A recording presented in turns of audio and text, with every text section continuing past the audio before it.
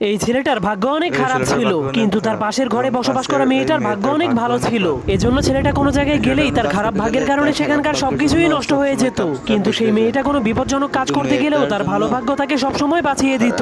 কিন্তু একদিন ভুলবশত সেই ছেলেটা ওই মেয়েটার সাথে ধাক্কা খেয়ে যায়, যার কারণে সেই মেয়েটা তাকে সাহায্য করার চেষ্টা করে। কিন্তু ছেলেটা নিজের খারাপ ভাগ্যের ব্যাপারে অনেক ভালো করেই জানতো, এজন্য সে অনেক মন খারাপ করে সেখান থেকে চলে যেতে শুরু করে। কিন্তু তখনই হঠাৎ করে সেই ছেলেটা একটা আইসক্রিমের গাড়ির মধ্যে পড়ে যায়, যার কারণে সেই গাড়িটা ঢালু রাস্তার কারণে সেই মেয়েটাকেও ধাক্কা মেরে দেয়। এজন্য সেই আইসক্রিমের গাড়িটা তাদের দুজনকে নিয়ে ফুল স্পিডে মেন রোডের উপর দিয়ে চলতে শুরু করে দেয়। এরপর ছেলেটার খারাপ ভাগ্যের কারণে সামনে গাড়ির জ্যাম লেগে যায়, কিন্তু যখনই মেয়েটা সামনে যায় তখনই মেয়েটার ভালো ভাগ্যের কারণে সেখানে নতুন একটা রাস্তা তৈরি হয়ে যায়, যার ফলে আইসক্রিমের গাড়িটা সেই রাস্তার উপর দিয়ে জাম্প করে দেয়। কিন্তু তখনই তারা নিচে তাকিয়ে দেখতে পায় তারা সমুদ্রের মধ্যে পড়ে যাচ্ছে। তখন তারা বলতে শুরু করে, আমরা কেউই তো সাঁতার কাটতে জানি না। এজন্য ছেলেটা জীবন বাঁচানোর জন্য নিজের ছাতাটাকে খুলে দেয়, কিন্তু তার ভাগ্য অনেক খারাপ হওয়ার কারণে তার ছাতাটা উল্টে যায়। কিন্তু যখনই সেই